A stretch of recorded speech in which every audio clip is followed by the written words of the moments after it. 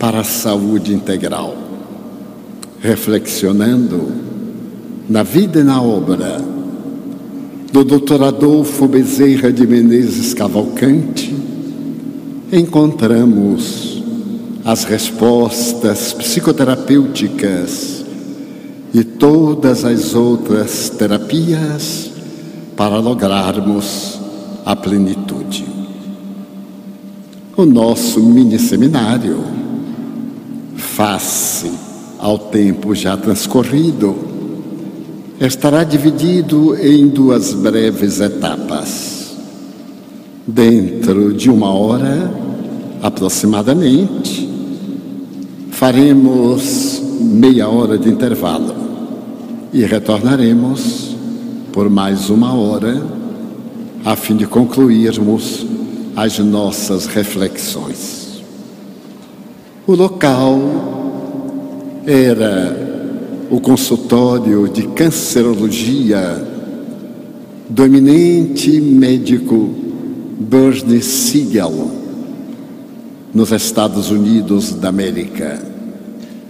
Ele notabilizara-se essencialmente pela maneira como introduzia terapêutica nova no tratamento das neoplasias malignas. Passou a ser considerado um dos mais notáveis oncologistas da América nos últimos 20 anos. Emérito professor, ele se havia dado conta que na gênese dos processos cancerígenos havia algo de peculiar que alguns estudiosos ainda não se haviam atrevido a declarar publicamente. Tratavam-se dos conflitos interiores. Ele tivera a ocasião de observar que as pessoas que realizavam divórcios litigiosos, invariavelmente, depois de transcorrido o período, apresentavam manifestações da cruel neoplasia. Outros que tiveram problemas comportamentais, desafios desta ou daquela natureza, e atreveu-se a acreditar que havia uma psicogênese que deveria ser observada para poder ajudar os portadores de câncer. Naquele dia especial, ele estava atendendo como de costume e havia reservado um momento para uma jovem enfermeira que solicitara uma consulta para o seu avô de 84 anos, que se encontrava com um câncer de estômago. Ele era um homem irreverente, temperamental, o senhor John Florio. E o Dr. Siegel aguardou o momento da entrevista. Quando o paciente adentrou-se ao consultório e a sua neta trouxe o prontuário com o resultado de exames, de estudos, o Dr. Siegel deu-se conta que se tratava de algo muito grave. Os exames profundos e os complementares demonstravam que o câncer provavelmente se houvera transformado numa metástase e, de algum modo, pudera alcançar também as glândulas linfáticas. Examinou tudo e, para poder atender a jovem enfermeira, disse: necessitaríamos de alguns exames complementares e recomendaria uma cirurgia imediata para retirar a matriz do câncer no estômago. Para sua surpresa, o paciente, que se apresentava jovial, disse: mas eu não posso, doutor. Infelizmente, eu tenho compromissos nesta primavera. O senhor observe Boston, a gloriosa cidade está envolvida no canto da natureza, flores em toda parte, jardins. Eu tenho dedicado o resto da minha vida a cuidar de plantas.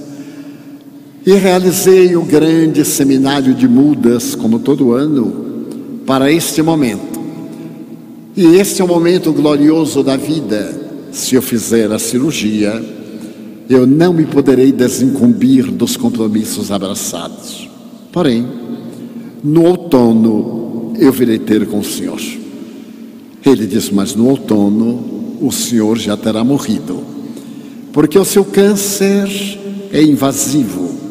Ele continua de maneira impiedosa, e eu não creio que o Senhor resista 4, 5 meses mais. Ele sorriu e disse, o Senhor verá, eu vencerei o câncer, porque da mesma forma que eu o adquiri, eu devo ter condições para dele libertar-me. Despediu-se e a jovem neta disse, vovô, é assim. É uma pessoa que quando tem uma decisão, ninguém consegue removê-lo. Passaram-se 5 meses. Estava-se em pleno outono na velha Inglaterra americana. E quando o Dr. Siegel chega e encontra sobre a mesa o prontuário do homem, John, que havia dito que voltaria depois. Sorri para a enfermeira e disse, leve-o, porque ele já morreu. Ela disse, não, senhor, ele está aí fora, mas não é possível. Então mande-o entrar. O senhor John Florio entrou jovial e após saudar o médico, falou-lhe, eu não lhe disse que viria no outono? Faça de mim agora o que lhe aprouver. Foram tomadas as providências, foi retirada 1/3 parte do estômago, foram examinados alguns gânglios retirados para fazer os exames posteriores, e para surpresa do médico, em 5 dias, ele teve alta. Então, com muita prudência, o Dr. Siegel disse-lhe, volte para casa, mantenha o repouso, e dentro de 10 dias no máximo, volte ao consultório, para que eu possa dar-lhe as orientações necessárias e cuidarmos da quimioterapia. O Sr. Florio agradeceu, a jovem também muito feliz, e partiram para casa. Mas não voltaram. 4 anos depois, quando o Dr. Siegel chega ao seu consultório, está sobre a mesa o prontuário de John Florio. A enfermeira estava sorridente, que era sua auxiliar, sua secretária. E ele disse, mas senhorita, já se passaram 4 anos que eu operei este homem. Ele já morreu. Se ele morreu, é o espírito dele que está aí fora, porque ele está aí fora. Então o John Florio entra corado, nonagenário. E o médico pergunta-lhe, mas homem de Deus, eu lhe pedi que voltasse em poucos dias. Ah, doutor, o senhor sabe como somos nós, os mais idosos, renitentes, temperamentais. Eu me esqueci completamente. E o que veio fazer agora é o seguinte, doutor. Nos últimos dias, algo me tem perturbado muito. E eu venho fazer uma consulta.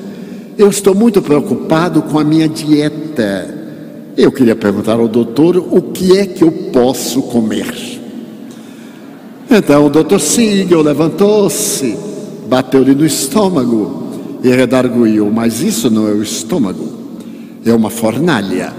Pode comer aço inoxidável e beber ácido sulfúrico, porque tecnicamente o senhor está morto até mesmo antes de eu haver feito a cirurgia. Mas afinal, o que é que aconteceu na sua vida? Como sobreviveu ao câncer? Vou explicar-lhe. Eu sempre fui muito rabugento, temperamental desde a juventude, tive um casamento atribulado e ao largo dos anos eu comecei a ter uma dispepsia. E posteriormente eu tive problemas estomacais, problemas do aparelho digestivo, mas continuei temperamental. E quando me dei conta, estava com uma úlcera gástrica, mas não mudei de comportamento. Eu não levava desaforo para casa, não conseguia resistir à mágoa, ao ressentimento, e então fiz o câncer. Quando eu fiz o câncer e me dei conta, eu então resolvi mudar de atitude. Aquilo deveria ter alguma razão no meu temperamento rebelde. Então fui cuidar de flores, de plantas. Fui contratado pela prefeitura de Boston para poder decorar as praças e jardins. E disse para o estômago: estou mudando, está na hora de você me ajudar. Mudei, amo a vida e agora não tenho ressentimento de nada, não tenho qualquer mágoa. Eu amo as flores, e quem ama as flores, por extensão, ama a natureza e inevitavelmente ama as criaturas humanas. Despediram-se, e quando o Dr. Siegel escreveu o livro no qual narra esta experiência, numa obra monumental, Medicina, Amor e Milagres, 2 anos depois, John Florio ainda estava reencarnado. Portanto, com 94 anos, cuidando das mudas que transferia para embelezar as praças de Boston.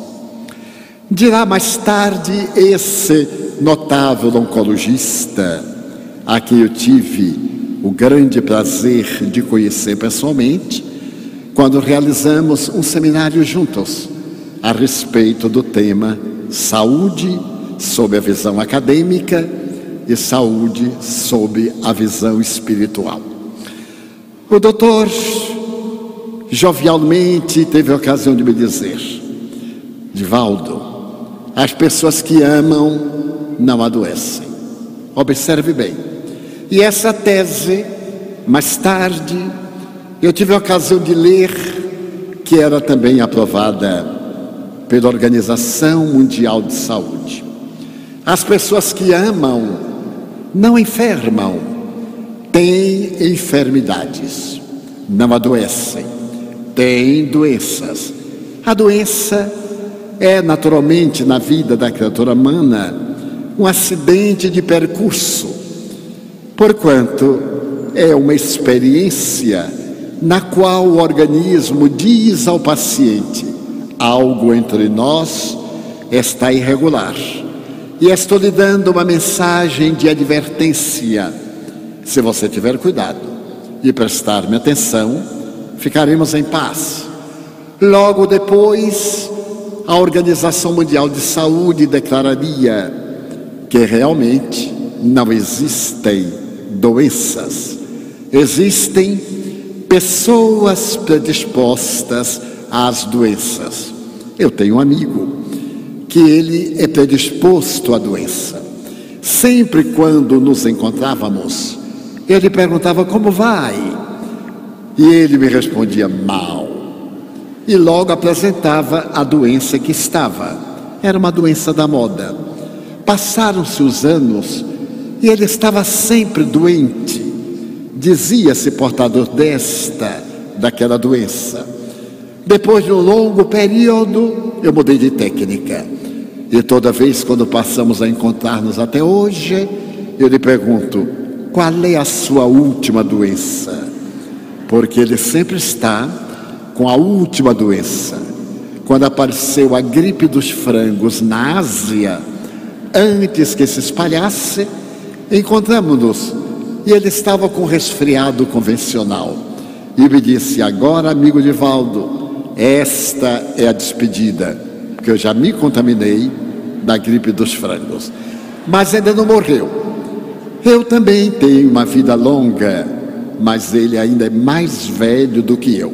Portanto, podem pensar, eu, indivíduo da era dos dinossauros, que tem conseguido sobreviver porque ele prefere ser um enfermo a ter esta maravilhosa bênção que é a saúde.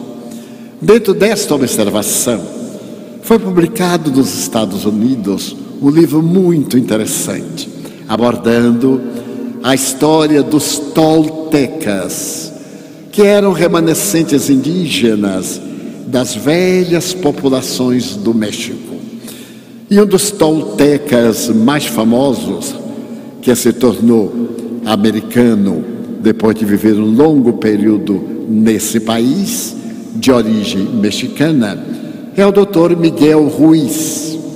Ele se tornou paladino da mensagem dos toltecas e narra uma experiência curiosa, que numa certa noite de verão, nos altos das montanhas em Teotihuacán, uma das cidades sagradas do Velho México, a 90 quilômetros da capital federal, um jovem cheio de beleza saiu da caverna onde morava e olhou os astros que resplandeciam no firmamento.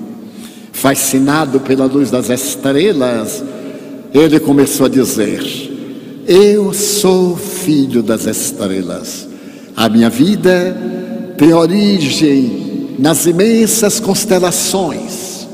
Eu sou um raio de luz que se encontra mergulhado no escafandro celular. E começou a proclamar a necessidade da criatura humana guardar no seu íntimo a certeza que é procedente da grande luz estelar e, por extensão, é lucigênita. Essa criatura vem da luz criadora do universo. E estabeleceu um código para que a criatura encontre na sua trajetória a ética mais feliz, baseada no amor de Jesus Cristo, em 4 paradigmas. São 4 paradigmas muito modestos. O primeiro deles é: seja a sua palavra impecável, procurando demonstrar que através da palavra nós exteriorizamos os sentimentos daquilo que somos, daquilo que pensamos. E somente deveremos enunciar palavras que dignifiquem, que tragam uma mensagem impecável de engrandecimento moral, para que a criatura humana em geral, como em particular, erga-se do abismo na direção da estrela de onde se originou, da divindade. Então é necessário que a nossa palavra se torne impecável, incorruptível, que toda vez quando anunciarmos o verbo, seja para edificar, para construir, para poder tornar o mundo melhor, porque este é o nosso veículo de comunicação. Vivemos um período em que a comunicação oral está desaparecendo. Graças à comunicação virtual, estamos esquecendo a técnica e a arte da conversação. Não há muito, eu fui convidado ao jantar em casa de pessoas amigas, jantar que teria lugar depois de uma conferência naquela cidade.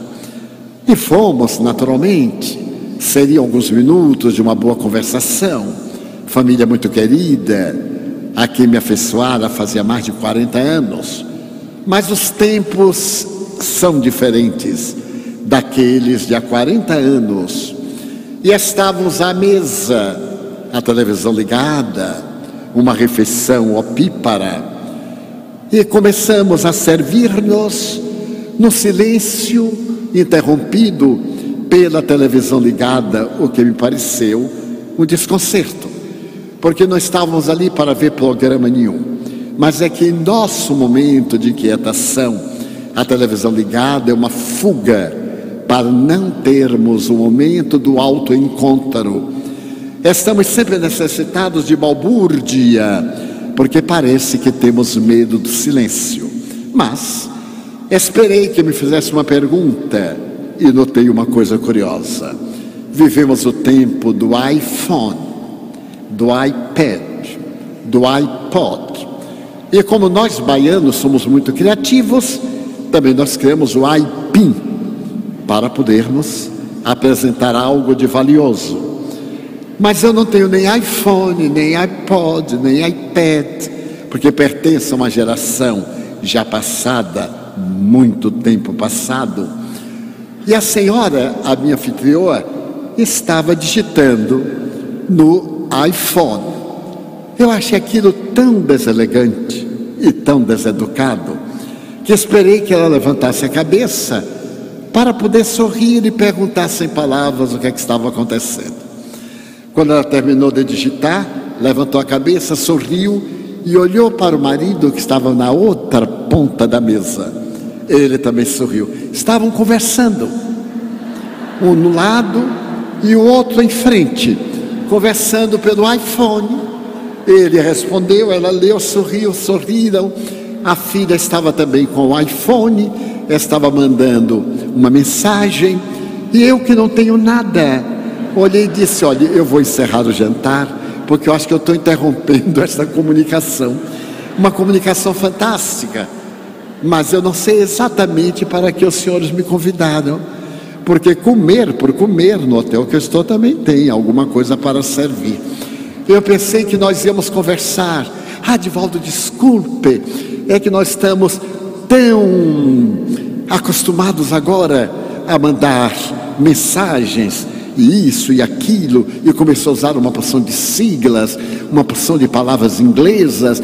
Eu fiquei deslumbrado com a cultura e com as mensagens silenciosas. Ele disse: vocês vão continuar comunicando-se? Eu estou fora, porque não tenho nem o telefone convencional. Eu tenho um celular que é da primeira geração, nem carrego porque ele pesa demais. Então eu deixo guardado no hotel, em casa, para eu fazer a chamada. Então deram-se conta, começamos a conversar um pouco. Daí a minutos, ela estava discutindo com o marido, diante de mim e da filha, porque nós perdemos a arte e a ciência da boa conversação. Só sabemos discutir, só sabemos reagir. Podemos observar que as famílias gritam mais do que conversam. E é claro que os nossos nervos vivem à flor da pele, como se afirma em linguagem popular. É natural que nós estejamos em desajustes emocionais, em desequilíbrios que estão muito bem configurados hoje, quando se abordam os eventos de vida como fator predisponente para os transtornos de natureza depressiva. A solidão, a ansiedade e o medo. Vivemos um período de solidão. Isolamo-nos o máximo possível uns dos outros. E quando muitos de nós buscamos o parceiro, assevera um notável pensador, filósofo e teólogo americano. Ele tem a ocasião de dizer que 2 solitários procuram um parceiro para poder manter-se em solidão. Então, através desse nosso mecanismo de ter uma parceria, é para estar a sós ao lado de alguém que se encontra a sós ao nosso lado. E a solidão toma conta de nós. Além da solidão a 2, temos a solidão grupal e temos a solidão aqui nesse auditório de mais de 4.000 pessoas. Pessoas que estão absolutamente dentro dos seus conflitos, na amargura do seu ego, não atendido nas paixões, em necessidades falsas, às quais nós atribuímos valor. Então essa solidão é o evento de vida que nos vai conduzir inevitavelmente à depressão. Concomitantemente, vivemos este período, como diz o Dr. Rollo May, de ansiedade. É o século da ansiedade. Todos nós estamos muito ansiosos. Eu tenho certeza que uma boa parte aqui do auditório está ansiosa para que eu acabe logo. Mas só que eu não vou acabar logo, só vou acabar depois da meia-noite. Então podem acalmar a ansiedade. A ansiedade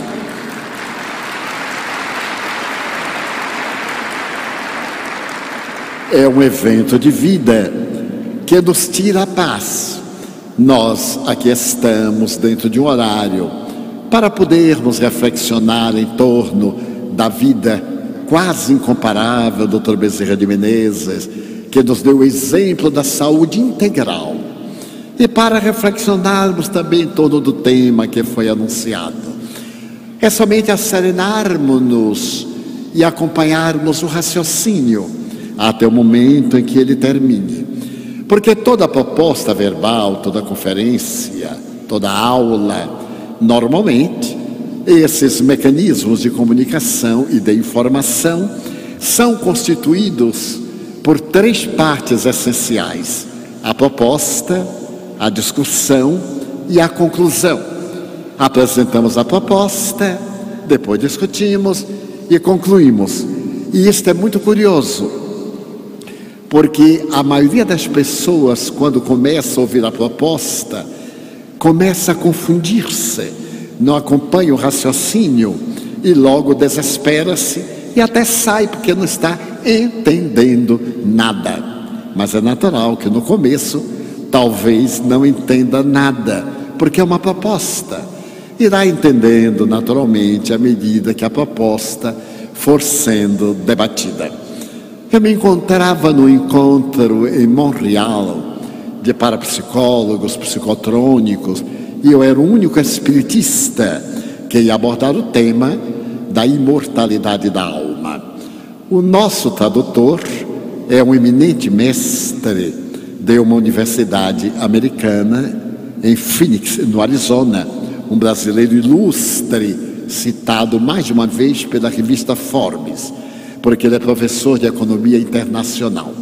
Mas é um velho amigo de quase 30 anos e sempre nos faz generosamente as traduções. Antes das tarefas, dialogamos. Ele apresenta algumas palavras, pergunto-lhe alguns nomes na pronúncia inglesa para evitar o meu perfeito sotaque baiano, e ele me vai ajudando, corrigindo.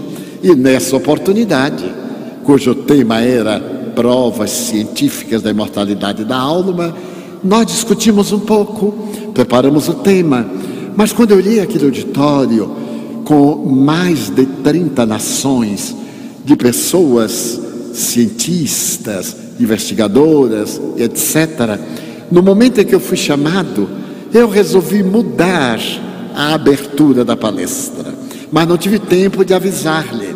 Ele ficou no microfone ou no outro, e no momento em que me foi conferida a palavra, saudei o auditório e disse: eu não creio na imortalidade da alma. Ele foi tomado de choque, me olhou e disse: ficou louco? O tema é prova científica da imortalidade da alma. E eu, sorrindo para o público, disse assim: traduza, por favor. Ele disse: não traduzo, porque é um paradoxo. Nós vamos apresentar as provas científicas da imortalidade da alma e você começa dizendo que não crê na imortalidade da alma. Eu digo: se você não traduzir, eu vou dizer em inglês e vai ser uma tragédia. Ele então respirou fundo, afastou-se do microfone e disse: ele não crê na imortalidade da alma. E as pessoas ficaram surpresas. Eu disse: de fato, eu não creio, porque crer é um verbo transitório. Cremos hoje, não cremos amanhã. Não cremos hoje e passamos a crer depois. Eu sei que a alma é imortal. E isto é muito mais significativo, porque quando nós sabemos ler, olhamos um outdoor e dizemos: eu não vou ler, e lemo-lo sem querer. E fiz a abordagem. Quando terminou, ele me sacudiu e disse, bem gentilmente: miserável. E não me disse nada. Eu digo: não deu tempo. Pois é, era a proposta, uma proposta impactante. Se as pessoas se levantassem e dissessem: como? Ele vai falar sobre as provas científicas e vem dizendo que não acredita naquilo que deveria confirmar. Desse modo, é necessário que, para uma boa saúde social, familiar, voltemos às boas conversações, realizemos diálogos, mantenhamos este prazer de opinar sem impor, de discutir sem dissentir, de abordar sem exigir. Tornemos o nosso lar um lugar encantador. E quando estivermos à mesa, por favor, peçamos licença à televisão e desliguemos-la. Mas também desliguemos todos os iPod, iPad, iPhone, ai, tudo que tivermos. Porque é o nosso momento de convivência, que já se trata de uma coisa muito rara. Aproveitemos o momento da convivência para podermos fruir o bem-estar, a saúde emocional de conviver com aqueles que fazem parte do nosso clã ou de cujo clã nós fazemos parte. Então os toteucas asseveram: seja a sua palavra impecável. O segundo item é muito curioso: não tire conclusões. Nós temos o mau hábito de ouvirmos uma parte, damos um salto que não é quântico, galáctico, e concluímos erradamente. A pessoa nos vai dizer uma coisa, interrompemos e já concluímos. E essa é uma técnica para fazer silenciar as pessoas queixosas. A pessoa vem dizer assim: eu ando tão doente, e logo eu digo: cuidado, hein? Pode ser câncer. O outro toma um choque e já não conta a doença. É uma técnica de conclusão apressada. É muito comum no relacionamento conjugal usarmos esse mecanismo das conclusões. O marido vai dizendo alguma coisa, o parceiro, e a mulher já vai concluindo, mas vai concluindo conforme o seu tormento, e salta na frente e diz o que ela está pensando. É necessário muita paciência, porque quando a mulher pensa e fala, é uma tragédia. Principalmente nesses contactos, com raríssimas ou muitíssimas exceções. Então é necessário dizer: não é isto que eu quero dizer, é outra coisa. Eu já vi discussões de casais, de parceiros tão curiosas. Um queria chegar a uma conclusão e o outro não deixava, porque estava apressado para se ver livre da companhia da pessoa querida. Então, quando alguém nos vier narrar uma coisa, não tiremos uma conclusão que normalmente é falsa e perturbadora. Deixemos o outro falar. Há pessoas que têm muita dificuldade de expender os seus conceitos e fica fazendo voltas. Então a gente põe a mão no ombro e diz assim: você já falou isso 3 vezes. O que é mesmo que você quer dizer? O outro sorri e libera o conceito que está estrangulado na sua garganta e que necessita de ser exteriorizado. Todos nós necessitamos de expor muito que está dentro do nosso coração e não temos oportunidade. Esta vida dinâmica, esta vida ansiosa, atormentada. Então o Dr. Rolomei estabelece que nós somos vítimas de fatores psicológicos tremendos. E então ele coloca o medo. No estudo antropossócio-psicológico, um outro antropólogo, o Dr. Watson, assevera com segurança que a primeira emoção da criatura humana foi o medo. Quando nós estávamos ainda na caverna, éramos pitecântropos erectus, já passando ao Homo sapiens, somente possuímos instintos. Aqueles instintos básicos: comer, dormir, reproduzirmos-nos através do sexo. De repente, este homem primitivo experimentou medo, porque ele percebeu que alguém com quem ele convivia tomba, decompõe-se e desaparece. Ele não entende esse mecanismo. Depois ele vê o indivíduo ser devorado por uma fera, vê um fenômeno sísmico e as pessoas desaparecem. Vê que outros indivíduos invadem-lhe a caverna e tem uma atitude destrutiva.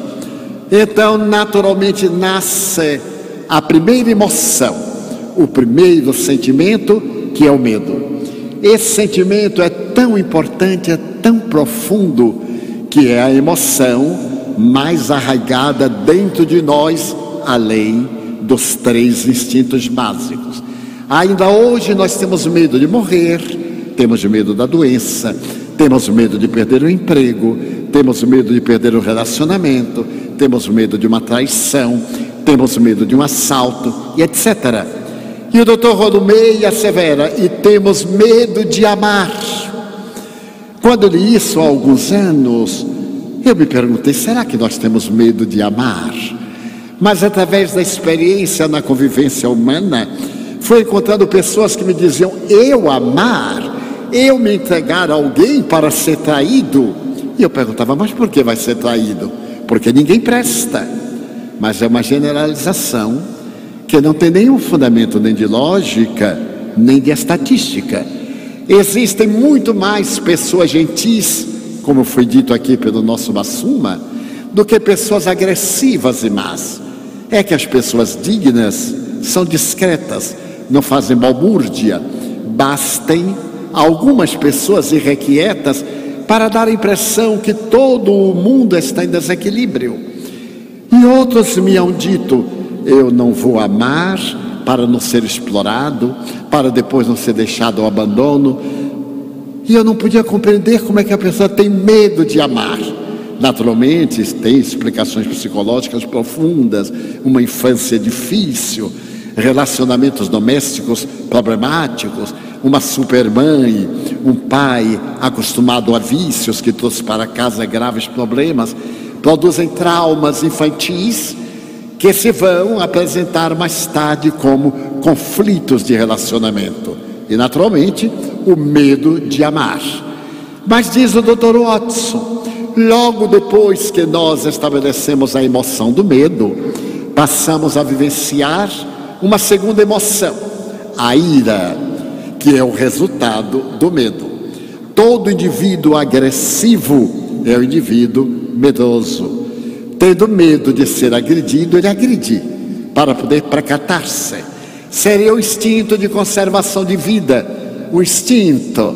Ele tem medo que ele interrompa a existência, ele avança e vive desta maneira com tormentos de natureza emocional, porque vive sempre irado.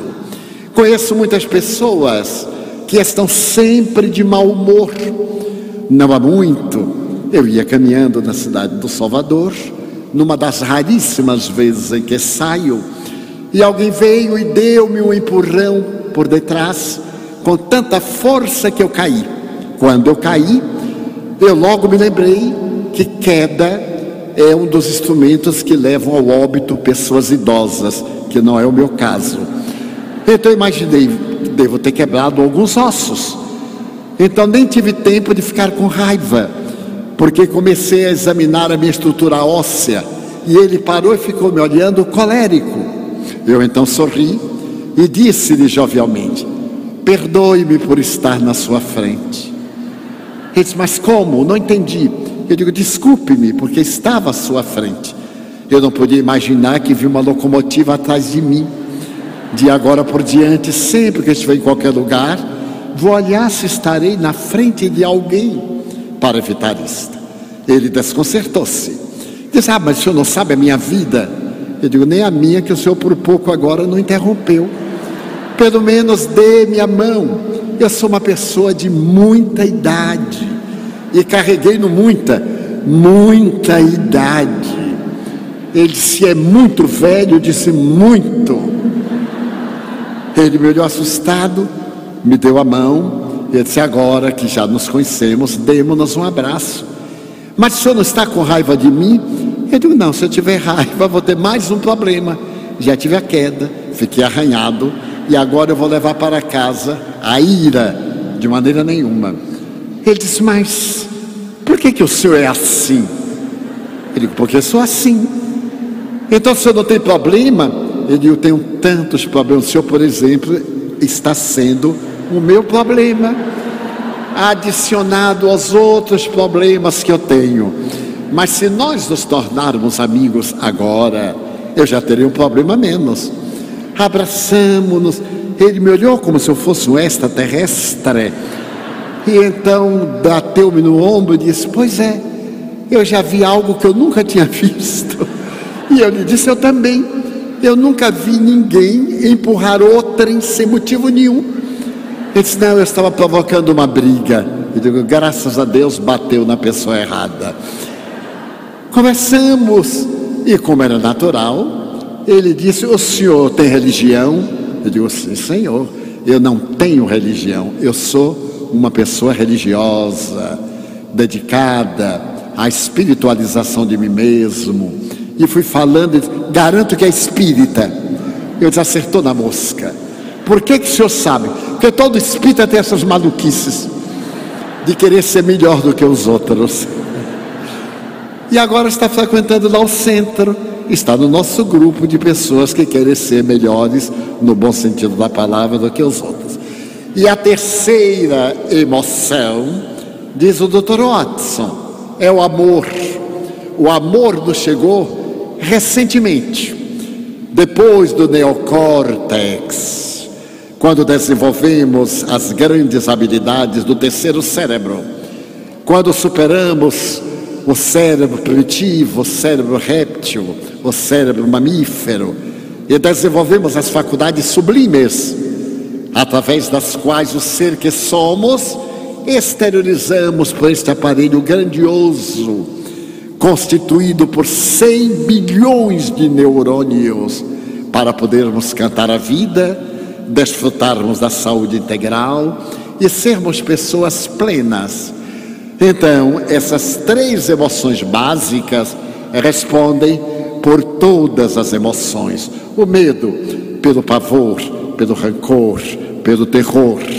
A ira, pelo ódio, pelo ressentimento, pela inveja.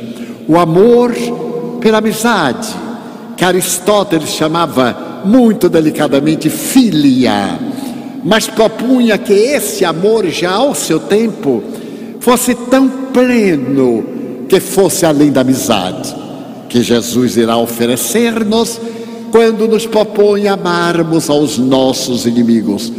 Porque Jesus, o mais extraordinário psicoterapeuta da humanidade, sabia que na expressão do amor o indivíduo adquire a plenitude e desfruta da saúde. Então, como é natural, os toltecas nos pedem para que de maneira alguma tiremos conclusões, ainda mais conclusões negativas, perturbadoras, pessimistas, porque sempre nós projetamos no outro aquilo que somos, aquilo que nos aturde, aquilo que caracteriza as nossas deficiências. Raramente nós projetamos no outro coisas boas, sentimentos relevantes, porque também nos são um tanto quanto raros. Mas aqueles que têm o coração rico de amor, naturalmente esses veem tudo de uma maneira otimista e gloriosa. Vejamos o exemplo do venerando apóstolo da mediunidade, Francisco Cândido Xavier, o extraordinário médium do Dr. Bezerra de Menezes. Vejamos o exemplo ímpar do Dr. Bezerra de Menezes. Não tendo nada para poder ajudar aquela mulher a levar o medicamento que curou, depois que ele conseguiu o recurso, a menina enferma, ele dá o anel de formatura, que era muito significativo à época, e fica perfeitamente em paz, chegando em casa muitas vezes sem ter recursos para atender uma família que se fazia numerosa. Então, sempre saudável, sempre alegre. O nosso querido Chico olhava todo mundo com expressão de ternura, não via mal em ninguém, não via mal em nada. Nunca me esquecerei de uma vez que estávamos em Uberaba e chegou um jovem e abraçou-o de maneira brutal. E o Chico sorriu carinhosamente e nós percebemos que o jovem estava aturdido. Ele falou uma coisa muito grave ao ouvido. Ele voltou-se suavemente para o velho companheiro Iker e perguntou-lhe: Iker, você tem aí 5 cruzeiros novos? Porque eu estou devendo este rapaz, aliás, dê-me 10, porque eu estou devendo a ele e quero pagar com juros. Chico não devia nada a ninguém, todos é que lhe devíamos. Então Ícaro percebeu que algo estava acontecendo e deu-lhe uma cédula de 10 cruzeiros novos, a moeda da época. E o Chico deu ao rapaz e disse: vá em paz, meu filho, perdoe-me pelo tempo que demorei de pagar. O rapaz saiu correndo. Posteriormente, ele não comentou, continuou jovial. Posteriormente, nós vimos saber que se tratava de um jovem drogado que estava num surto e o atacou plenamente dentro da casa espírita da prece. Pedia-lhe 5 cruzeiros novos para comprar uma dose, para comprar um baseado. E ele deu 10, sorrindo, porque com a sua alma rica de amor e de ternura, somente via o lado bom das coisas. Então, cabe-nos o dever de olhar o lado positivo da vida, para que a saúde real tome conta de nós. Chegaremos às enfermidades infecto-contagiosas. E logo vem a terceira propositura dos toltecas. Essa é tão interessante, porque ela nos diz que nós deveremos estar sempre vigilantes para darmos o melhor do que nós temos. Toda vez que tivermos que dar alguma coisa, que o façamos com o melhor espírito de abnegação, que o façamos com uma alegria imensa, não como aquele que naturalmente padece da necessidade de ver-se livre.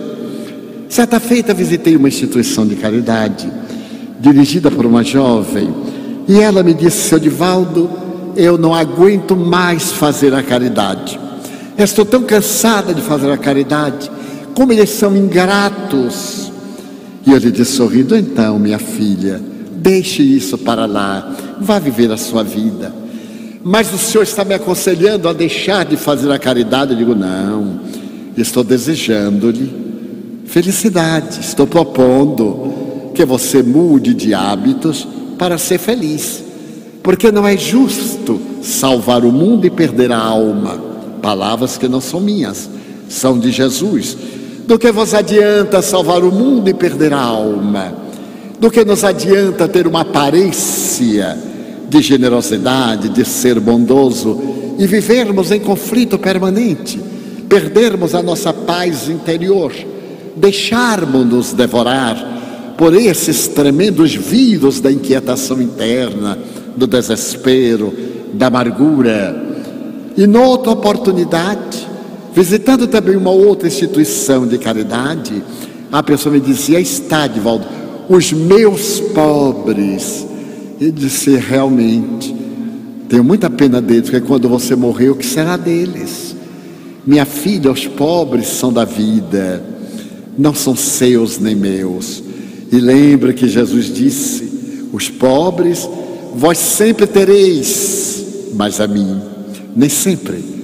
Quando a mulher equivocada derramou perfume raro nos seus pés, na casa onde ele estava para um banquete, e Judas, logo dominado pela cobiça, gritou: podia-se vender esse perfume de nardo e desperdiçá-lo, vendê-lo para dá-lo aos pobres. Então é necessário que nós demos-nos de nós próprios aquilo que somos. Um dos fatores do desequilíbrio da família na atualidade é porque os pais não se dão aos filhos, trabalham e trabalham e trabalham para darem coisas, para não se darem. Então negociam com os filhos e deixam-nos entregues a pessoas remuneradas, a funcionários virtuais, a líderes de programas de televisão. E é claro que esses filhos, quando chegam ao momento dos conflitos, no trânsito da adolescência, vão dialogar com seus amigos, que também não tendo respostas na família, vão dialogar com os traficantes e tornam-se jovens adotados pelo tráfico, porque os pais os rejeitou em casa. Então não são pais, são fornecedores de coisas. Faz muito tempo eu havia lido uma frase do Dalai Lama, que descobri recentemente a sua origem teria sido de Confúcio. Perguntaram ao Dalai Lama como é que ele considerava o ser homem, o ser mulher ocidentais. E ele disse: é curioso, a cultura ocidental é muito curiosa, porque o indivíduo, quando é jovem, trabalha, amealha, para quando ficar velho. Mas quando fica velho, gasta tudo que amealhou com psicólogos, psiquiatras, barbitúricos, porque em realidade ele não viveu. Ele procurou acumular, afadigou-se, atormentou-se, mas não conseguiu realmente viver. É curioso que os pais estão trabalhando e conseguem um bico, depois entram num crochê e não saem mais. Quantos amigos me dizem: Edivaldo, quando me aposentar eu irei trabalhar na mansão do caminho. Então digo: cruz credo, deixa, estou livre. Porque na hora que se aposenta, vai uma semana, mas quer encontrar uma sala com mesa, um birro, com equipamentos, com ar refrigerado, com uma pessoa para servir cafezinho toda hora, porque estava acostumado a isso no seu trabalho, no seu emprego. Mas logo depois: olha, Edivaldo, eu consegui agora um bico, você sabe os salários, a aposentadoria miserável. Então, para completar, eu digo: sim, eu sei, claro, concordo. E deixam inclusive de frequentar quando estão aposentados. Quando estavam atarefados no dia a dia, tinham tempo pelo menos de vir às reuniões noturnas, de trazer os filhos à evangelização e à atividade juvenil. Mas agora que estão aposentados, não tem tempo, porque tem um novo emprego, tem que ganhar mais dinheiro, porque tem que dar uma boa educação aos filhos, mas no fundo é para fugir do lar. Muitos de nós detestamos a nossa família, detestamos o nosso lar. Por quê? Porque estamos doentes, dominados pelo desequilíbrio emocional, atormentados. Então os totelcas voltam a dizer no quarto item, de uma maneira muito delicada: não leve nada nunca pelo lado pessoal. Se uma pessoa nos dá uma indireta, como é comum, sorria e não considere. Se a pessoa lhe diz diretamente uma coisa ofensiva, não leve para o lado pessoal. A pessoa não está bem, ela está doente. Eu sempre narro uma experiência muito curiosa que tive em Salvador. Invariavelmente eu estou em filas de check-in, porque estou viajando desde quando me aposentei. Então aumentei o número de viagens. E era um domingo lindo de sol, 5 da manhã. Esse sol maravilhoso do Nordeste. Eu estava numa fila e estava rindo, porque a doutrina me libertou de parte do ego e está trabalhando para dar-me a plenitude. Então eu me sinto feliz e vivo sorrindo. E eu estava sorrindo na fila, quando alguém na terceira fila gritou de lá: ei, por que é que está rindo? Eu disse: eu não acredito. Às 5 horas da manhã, em jejum, encontrar um desafio dessa natureza. Mas eu continuei rindo. E a pessoa gritou agora com mais cólera: por que está rindo? Está rindo de mim ou está rindo para mim? Todo mundo parou e eu continuei rindo. E na terceira vez que ele perguntou, eu movimentei a cabeça e parei na sua direção e respondi-lhe: não estou rindo para você, não estou rindo de você. E por que não? Porque eu sou cego. Então todo mundo caiu na gargalhada. Ele deveria sair um louco. Eu estava brigando com o cego. E ele saiu da fila, veio diretamente até mim, passou a mão para conferir, e eu fiquei ceguíssimo. Ali mantive. Ele disse: mas o senhor é cego? Eu digo: sou cego, mas não parece. Eu devia ter calado a boca, mas baiano não cala de jeito nenhum. Ele disse: não, mas por que o senhor disse que eu não pareço cego? Porque seus olhos são muito claros. Eu disse: pois é, mas é problema do nervo óptico. Ele disse: eu conheço esta voz. E eu continuei cego. Eu já ouvi esta voz. Você não é por acaso o Divaldo Franco?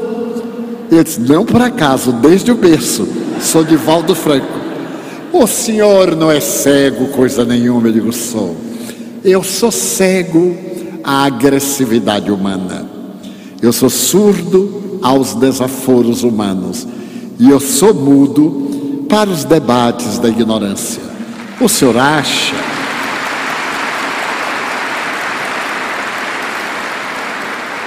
que eu iria perturbar o meu dia só porque o senhor hoje teve uma noite mal dormida, teve um problema hepático, um derrame de bilis ou uma briga? Mas, senhor Divaldo, o senhor não sabe os problemas que eu tenho. Eu digo: nem o senhor os que eu tenho, mas os problemas são nossos, eu disse que são seus problemas. O senhor não tem o direito de atirá-los contra os outros. Mas, senhor Divaldo, o senhor está indo para onde? Eu corrigi a preposição e disse: estou indo a São Paulo. Eu também.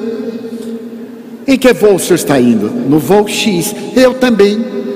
Eu disse: só falta ele no meu colo. E não deu outra. Eu entrei a bordo, sempre me sento no corredor para não incomodar ninguém, e estava na fila 6C. Quando eu olho, ele estava ali, na 6D, lado a lado. Então ele pôs a mão na minha perna: ah, seu Divaldo, vamos conversar muito, não? Eu disse: não, senhor, porque viagem de avião não é para a gente conversar muito. Eu aluguei uma poltrona, o senhor alugou uma poltrona. Há pessoas que alugam o avião todo, falam alto, dão gargalhada, chutam a gente na frente. Quando se vão levantar, pegam o cabelo da gente e puxam para se levantar. Então, na minha condição, eu sempre respeito. Eu não me levanto puxando a poltrona da frente, eu me levanto na vertical, coloco as mãos nos braços e me ergo para não incomodar a pessoa. Não fico chutando ali as costas da poltrona, porque há pessoas técnicas e aqueles que balançam a perna o tempo inteiro e o avião todo se balança, porque ele alugou o avião. Eu disse: mas, senhor Divaldo, eu gostaria tanto de fazer uma consulta. Eu disse: mas aqui a bordo? Sim, porque quando o avião subir, vai estar mais perto dos guias, não é? Eu disse: olha, os meus guias descem e eu não posso subir até eles. Mas você está muito nervoso. E tentei uma técnica de hipnose. Pôs a mão na rótula do seu joelho e disse: relaxe. Você está precisando de dormir um pouco, relaxe. E disse: relaxe. O homem dormiu. Eu nem vou dizer a palavra relaxe, que isso no auditório pode adormecer. Dormiu profundamente. E quando nós aterrissamos em São Paulo, o avião bateu no solo, ele acordou, me olhou: seu Divaldo. Eu digo: já chegamos. E eu dormi. Eu digo: não, desencarnou, está reencarnando agora. Então, é necessário que nós não aceitemos os atrevimentos, as agressividades, não aceitemos para nós os conflitos dos outros. O agressor é alguém que perdeu a própria paz. O eminente pensador inglês Thomas Herder elucidou há 250 anos que as pessoas do seu tempo haviam perdido o endereço de Deus.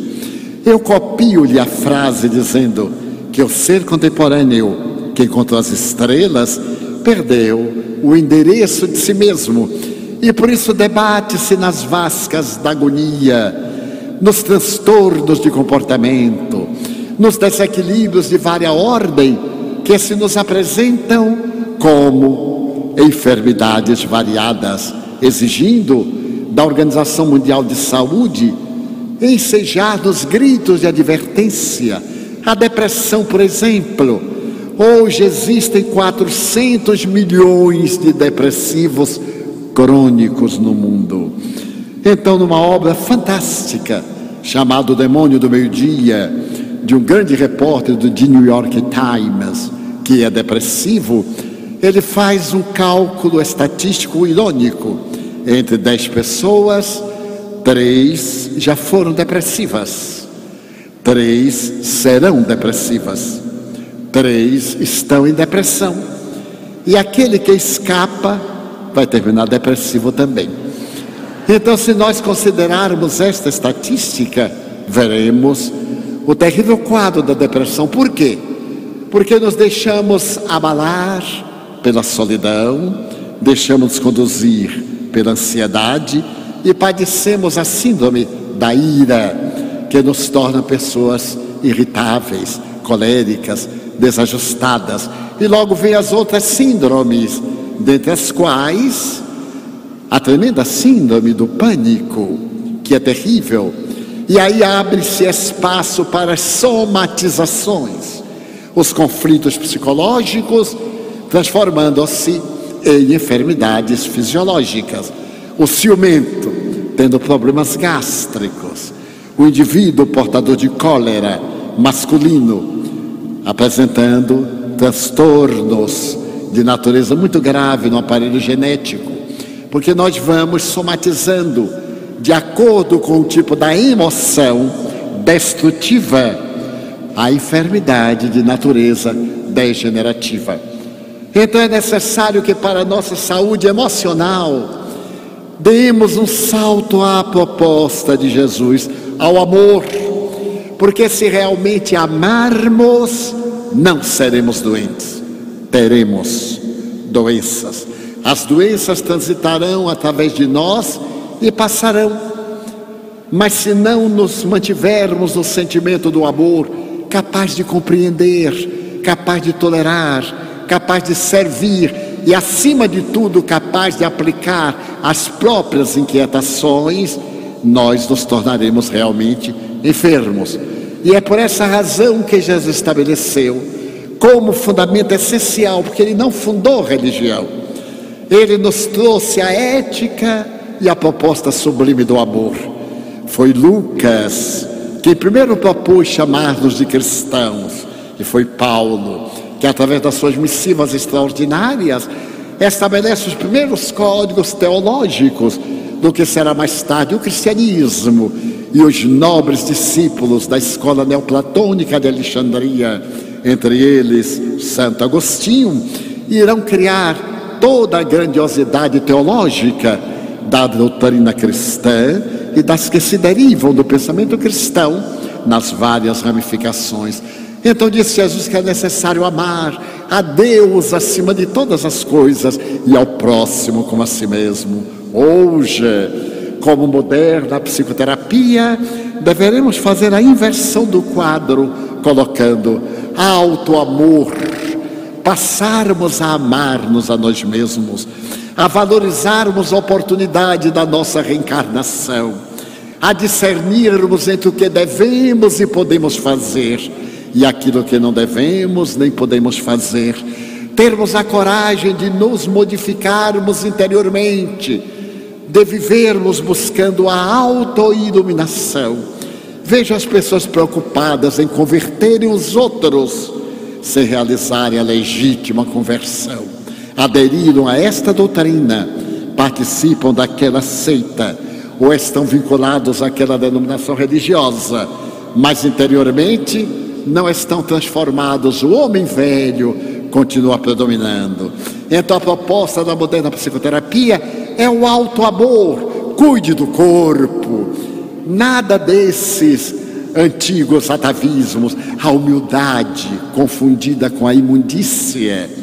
A humildade está fora da apresentação do indivíduo. O indivíduo pode estar muito bem vestido, adornado de gemas, e ser simples como o lírio do campo, e pode estar nos trapos, na miséria econômica total, e sem nenhuma possibilidade, sem de uma soberba afligente. Nunca me esquecerei de uma cena, quando estive na cidade de Phoenix, para me encontrar com um amigo tradutor. Os funcionários que retiram as malas da rede já são funcionários contratados para isso, para que aqueles que vêm depois não encontrem a bagagem circulando com de outros voos, ficam arrumadas do lado. Então o amigo que viajava comigo deu ao funcionário, que era um afrodescendente, $3. Ele olhou e jogou na esteira, com a maior revolta, com a maior soberba. Eu fiquei chocado. Então a esteira rodou e quando passou eu digo, nossa, olha, $3 aqui dão para um sanduíche. Peguei e disse, que coisa, né? Olhei para ele e disse, você gostaria dos dólares? Ele então teve uma expressão de cólera na face, a soberba, numa função modesta e digna, numa posição socioeconômica bastante necessitado de ajuda, mas a soberba do príncipe do orgulhoso. E o outro que é catedrático, que é doutor em ciências do comércio internacional, gentil, humilde e simples. Daí é necessário que a nossa humildade não seja tão aparente como a dos fariseus de roupas brancas e de alma pútrida no conceito de Jesus. Quando nós nos amarmos, seremos capazes de amar o próximo, porque ao nos amarmos, faremos uma autoanálise dos desafios, das dificuldades. Quanto é difícil superar as más inclinações, como é difícil vencer os sentimentos perturbadores. Então, o meu próximo tem os mesmos desafios. Nasce uma tolerância, um respeito pelo seu direito de ser como é, a mim me impondo o dever de ser melhor. E me torno seu amigo, começo a amá-lo e a desculpá-lo, até o momento em que eu posso amar a Deus, a quem nunca vi. No conceito de Jesus, se não amais ao vosso irmão a quem vedes, como amareis a vosso Pai, a quem nunca vistas? Então a nossa proposta para um bom estado de saúde psicológica e até psiquiátrica é, neste momento, na primeira fase, a conquista do amor. Mas faremos a nossa pausa de 30 minutos e voltaremos para a segunda etapa. Estejam à vontade.